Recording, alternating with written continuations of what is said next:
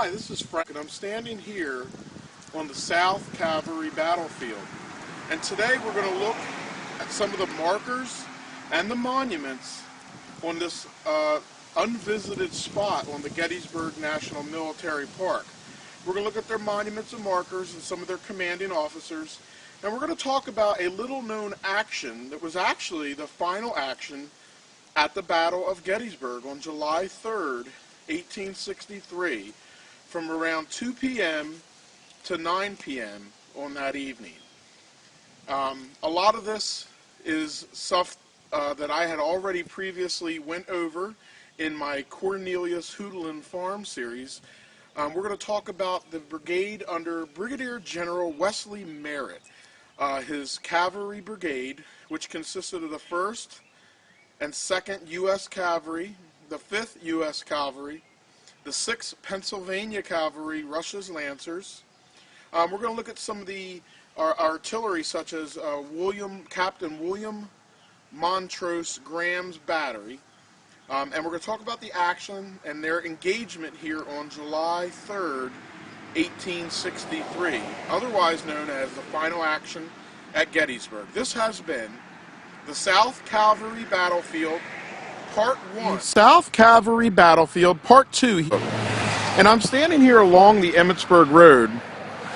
Northbound would be the town. And we're going to start off here at the brigade marker. This is the brigade marker for Brigadier General Wesley Merritt and his reserve brigade. He was the 1st Division of Cavalry Corps, and he fought here in the last action at Gettysburg on July 3rd, 1863. Now, under Brigadier General Wesley Merritt was the 6th Pennsylvania, known as Rush's Lancers, the 1st, 2nd, 5th, and 6th United States Cavalry. Now, this brigade was engaged in patrolling roads through the mountain area and the detachments about the Hagerstown and Cavetown area on July 1st, 1863, as the battle began here at Gettysburg. On July 2nd, they marched into Emmitsburg, Maryland, where they were held in reserve, thus the name Reserve Brigade. And then it was here on July 3rd, at noon, where they began marching from Emmitsburg up the Emmitsburg Road toward Gettysburg, and they were held in that position until around 2 p.m. on July 3rd, 1863, when they advanced to attack the Confederate right flank just up the road here, about a mile or so in the distance. As we began looking at the different markers and monuments here on the South Cavalry battlefield, we're going to talk about each regiment and read from the monuments. For a more in-depth detail of what happened, see my video series, The Cornelius Hoodlin Farm, that I've shot earlier, where I get into more detail about the particular regiments. But we're going to start here at the marker for Wesley Merritt's Reserve Brigade, 1st Division Cavalry Corps. This has been the South Cavalry Battlefield, Part 2. It's Part 3 here. And we're looking southbound upon the Emmitsburg Road, coming from Maryland. We just shot Part 2 here at Merritt's Brigade marker. When you're along the side of the road here, you'll see the South Cavalry Battlefield. It's about the size of a football field, maybe a little bit larger. And it's really not well interpreted by the National Park Service. It's just an open field with a few markers and monuments. And here at the side of the road, it states that it was the position of the Reserve Brigade, 1st Division of Cavalry, 1st, 2nd, 5th U.S. and 6th U.S. Cavalry, and Battery K, 1st U.S. Artillery. That was under the command of Captain William Montrose Graham, the battery being placed over here, which we're going to look at in our next video part. But we're going to take a walk over here to this monument here. This is the monument to the 6th United States Cavalry, who was under the command of Major Samuel H. Starr. And again, they moved with the brigade from Emmitsburg on July 3rd, 1863, as Merritt's brigade began a late afternoon and early evening attack on the Confederate right flank. Now, the casualties in the 6th United States Cavalry were they had 6 men killed, 5 wounded, and they had 5 officers and 23 men missing out of 203 total men. This has been South Cavalry Battlefield Part 3, South Cavalry Battlefield Part 4, and we just left off in Part 3 at the 6th United States Cavalry marker, which is there in the distance, and we're going to make our way toward the marker for the battery that was commanded by Captain William Montrose Graham. Now, it was his battery that actually fired the first shot at 2 p.m. on the afternoon of July 3rd, 1863, on this battle up the Emmitsburg Road toward the Confederate right. Now, today, the guns of the battery are not here. They're probably somewhere in restoration. But the marker that sits between the 2 guns is here. They were commanded again by Captain William Montrose Graham. They had advanced from the south along the Emmitsburg Road, past the Cornelius Hoodlin farm and toward the Wintrode farm, and northbound up the Emmitsburg Road. They had 2 men that were killed and 1 man wounded from this battery. This has been the Battery K, 1st U.S. Artillery marker under the command of Captain William Montrose Graham, here on South Cavalry Battlefield, Part 4. Okay, this is going to be South Cavalry Battlefield, Part 5. Part 1, our introduction, was shot over here in the distance. Part 2 was right up here. Part 3 was the 6th U.S. Part 4 we just left over here at the Battery K of William Montrose Graham. And then as we walk over here, this monument is a little bit harder to find. It sits back here on the edge of the woods and right by the Cornelius Hoodlin Farm Road, which we touched on our Cornelius Hoodlin Farm. And this is the marker for the 2nd U.S. Cavalry under the command of Theodore F. Rodenbaugh. The 2nd U.S. Cavalry, coming from the south along the Emmitsburg Road, passed through the Cornelius Hoodlin Farm. In this position, they moved with their brigade under General Wesley Merritt and attacked the Confederate right flank on the afternoon and early evening of July 3rd, 1863. In the 2nd U.S. Cavalry, their casualties were 3 men killed, 1 wounded, and 6 men missing.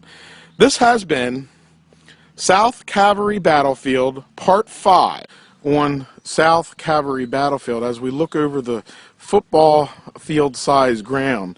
On our last video, Part 5, we shot right here at the 2nd U.S. Cavalry Monument. This is going to be Part 6. And also secrets of the battlefield, because if you look to the right of this monument, you'll see a wooden marker that says "To the 1st U.S. Cavalry marker" with a little arrow. And this is one of the hardest to find, least visited markers on the Gettysburg National Military Park. It actually goes through the woods in a little path, and we're going to go ahead and walk on that path. Now, if you venture out here to walk on the path, be careful. After rains, it does get quite muddy, and there are a lot of stones on the ground that you can trip over. Again, this road here we looked at on our Cornelius Hoodlin Farm series. This road leads back to the Cornelius Hoodlin Farm, which is known as the Battlefield Bed and Breakfast today. And there is a pathway back here, yet most people don't know it's here, so never really come and visit. And if you walk it, you'll eventually come to another marker, and you can see that marker up here ahead.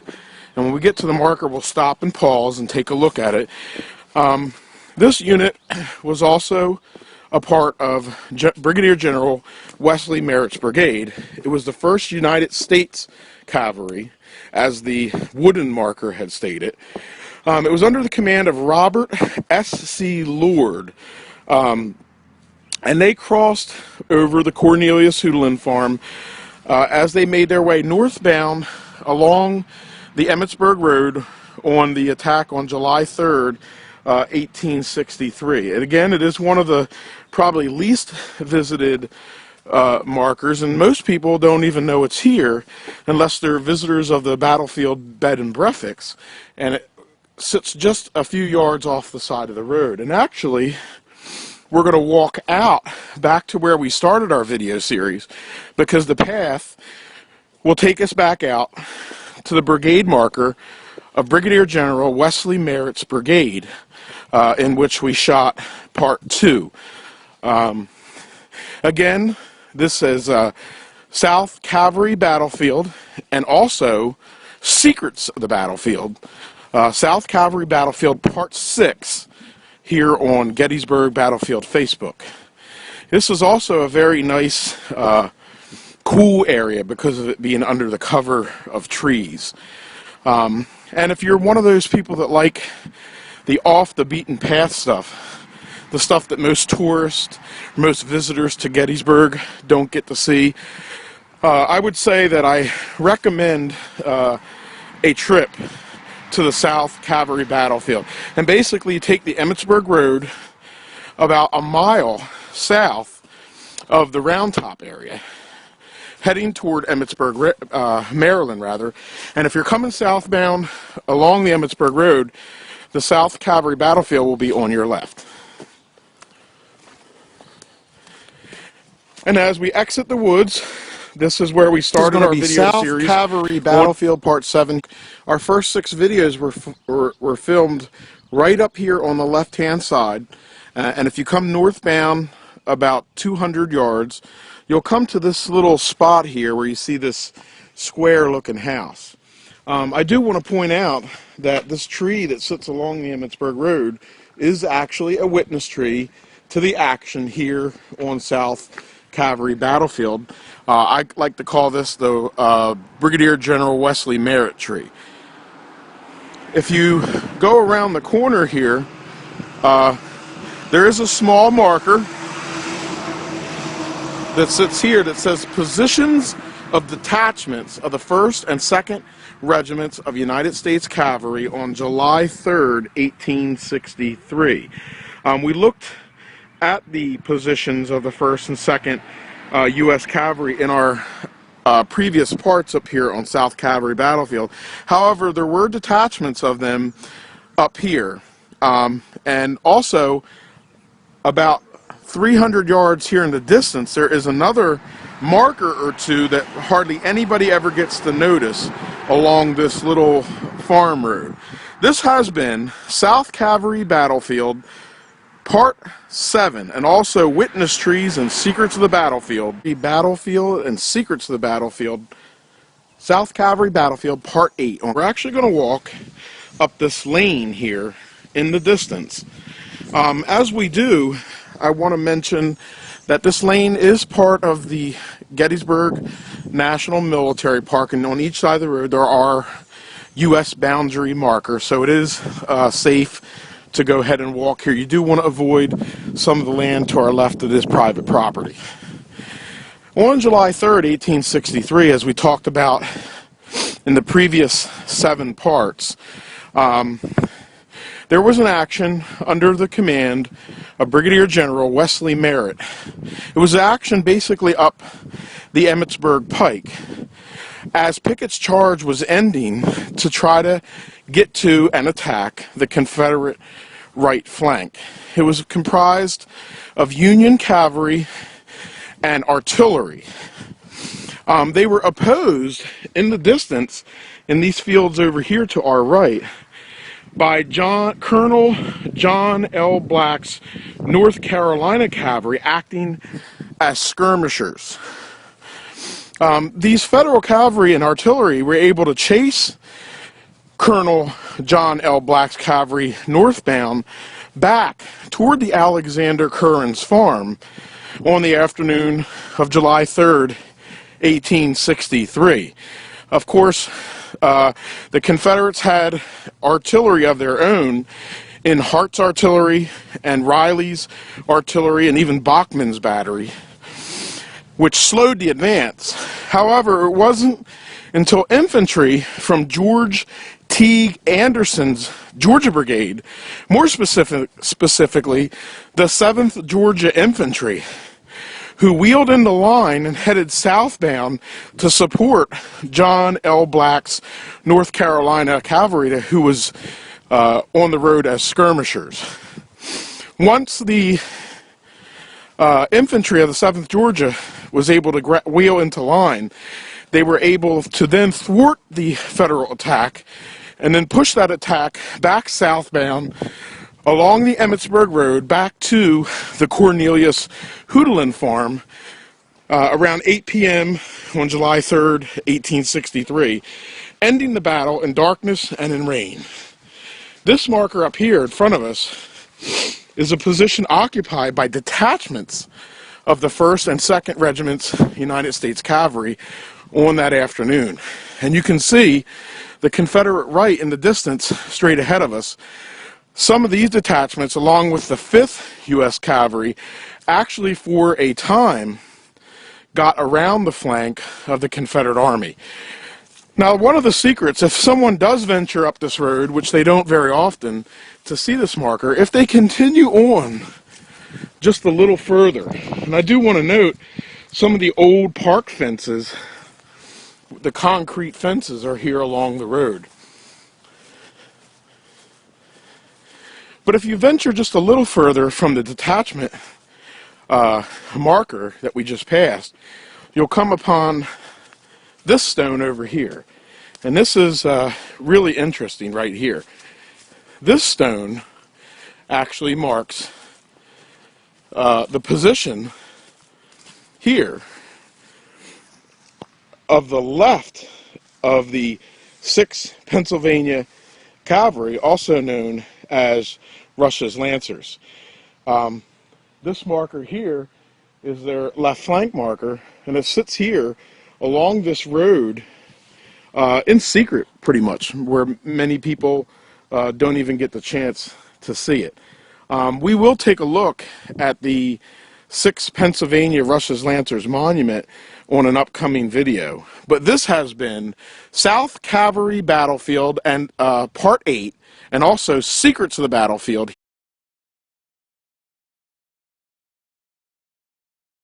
Okay, this is going to be South Cavalry Battlefield Part 9. And in Part 8, we left off as we walked down the road all the way out here into the woods and looked at the flank marker for the 6th Pennsylvania Cavalry. Their marker sits about a half a mile north of our original chute, northbound along the Emmitsburg Road, and right near the Gettysburg Battlefield Resort, which you can see in the distance. This little picket fence, and then you see the monument to 6th Pennsylvania Cavalry, Rush's Lancers. Now, Rush's Lancers and the 6th Pennsylvania Cavalry were commanded, even though the monument doesn't state it, they were commanded by Major John Hasseltine here at the Battle of Gettysburg.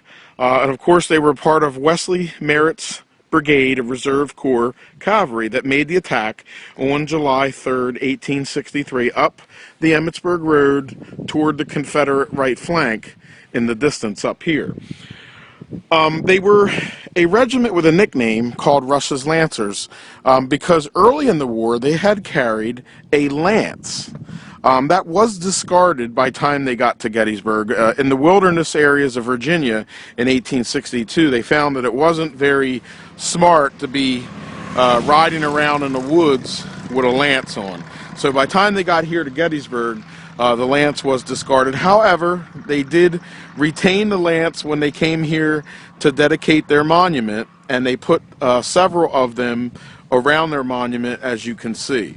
Now, the monument itself was actually designed by one of their lieutenants, Frank Furness. And Frank Furness would later become a famous Philadelphia architect who designed like the archway of the Philadelphia Zoo and other buildings. He actually designed his owned fireplaces.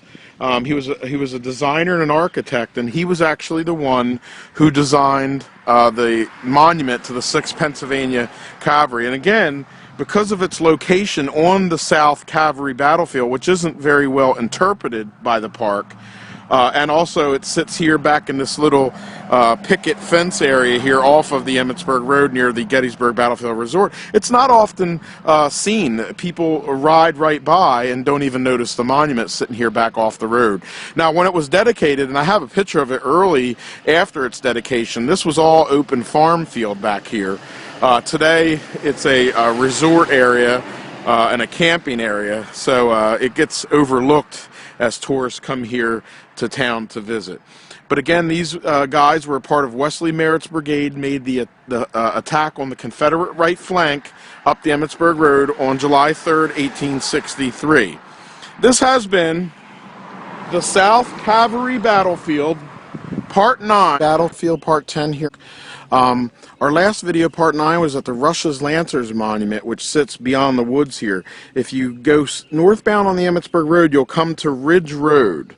If you take Ridge Road up here, this house is number 206 Ridge Road. Right before this house, I have my car parked here across the street, and there's a couple U.S. boundary markers. There is another secret road right here that if we walk back, as we do, you'll see another marker that relates to the South Cavalry Battlefield and also to Merritt's Brigade. Now, on our right over here in the distance is actually the Gettysburg campground. So the video that we shot with the 6th Pennsylvania Rush's Lancers would be straight in front of our camera. This road that we're actually walking on, we've talked about before and actually seen in our first couple videos on the South Cavalry Battlefield, as well as on our video series of the Cornelius Houdelin Farm, because this is the old Cornelius Houdelin Farm lane. This road led from Emmitsburg Road at the Cornelius Houdelin Farm and continued in this direction back this way, and then went to the back sides of both Bushman Hill and the Round Tops. And actually, we're going to walk along this road today. Up here at the end is an actual marker that's also one of the least visited markers on the Gettysburg battlefield. South Cavalry Battlefield has probably, out of all the spots, other than maybe Wolf's Hill, probably some of the most non-visited markers. And we're going to take a look at another one of those such markers here in just a moment as we walk on the old Cornelius Houdelin Farm Lane Road, or the road that I like to call the road to the right. It was this road on July 2nd that the 1st Texas General Hood wanted to take this road to try to get to the rear of federal troops, but was turned down instead of a straight on attack to the area of Devil's Den.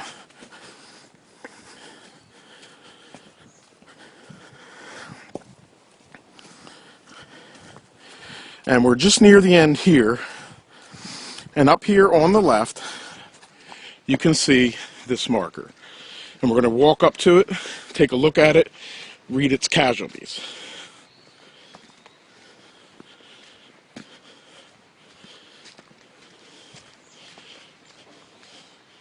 Alright, this marker is for the 5th U.S. Cavalry, again, part of Merritt's Brigade. They were under the command of Captain Julius W. Mason. They had 4 men wounded and only 1 missing. There was no deaths in the 5th U.S. Cavalry. Again, they were part of the Reserve Brigade, 1st Division, under Brigadier General Wesley Merritt. This has been the South Cavalry Battlefield, Part 10, and Secrets of the Battlefield, a portion of the road to the right, the Cornelius Houdelin Farm Lane Battlefield, Part 11 here. We took a look at the 5th U.S. Cavalry marker here in front of us, and we're going to continue across Ridge Road right here at 206 Ridge Road, and we're going to continue heading toward the Round Tops. And just a few hundred yards to our front will be another marker, again, that is not often known about or visited. And again, this is the old road bed for the road to the right, or as we know it, the Cornelius Hoodelin Farm Road that led from the Emmitsburg Road right at the Cornelius Hoodelin Farm and went back toward the Round Tops and the backside of Bushman Hill. This is the road that originally the 1st Texas Infantry under John Bell Hood wanted to take on July 2nd of 1863 and try to surprise and attack Federal soldiers from the rear. Instead, it would be the road used on the attack of Brigadier General Wesley Merritt's brigade, Reserve Cavalry, on July 3rd, 1863, as the final action of Gettysburg took place. And we're just about 100 yards away from the marker, so bear with me.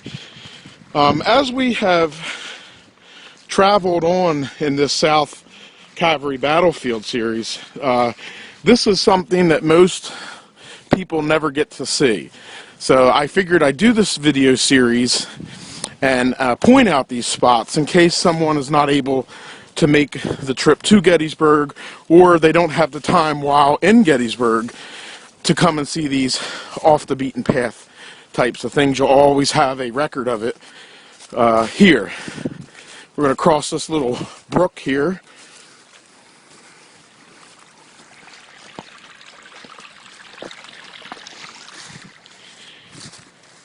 And beyond it, here in the distance, you can see the marker. As we get up to the marker, we're going to read it off again, as we've done in the other South Cavalry Battlefield videos, and take a little look at it.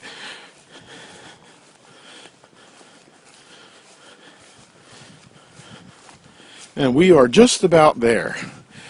And again, this marker is the position of the 1st and 2nd United States Cavalry detachments, rather, as we looked at in Part 8. This is another position that was occupied by the detachments of the 1st and 2nd United States Cavalry on July 3rd, 1863. And again, part of the original Cornelius Hoodelin Farm Lane, which continued into the distance and went behind the Round Tops and Bushman Hill. This has been South Cavalry Battlefield, Part 11. South Cavalry Battlefield, Part 12.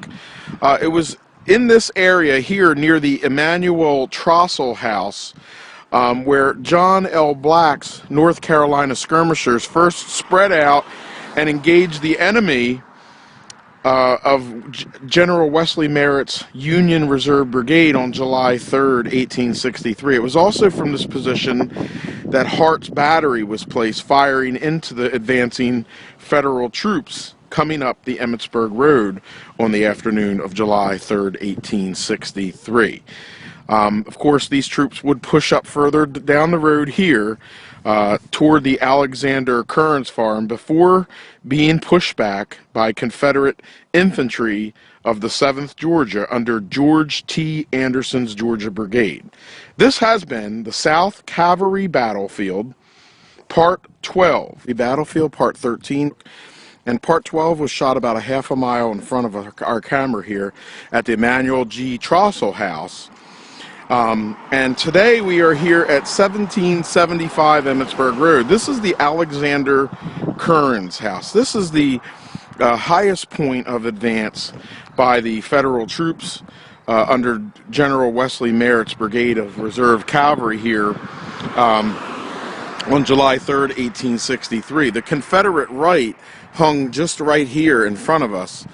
at that time. At the same time Pickett's charge was going on. This battle actually happened after Pickett's charge. It was here that Riley's battery was posted along the Emmitsburg Road, firing onto the oncoming reserve cavalry.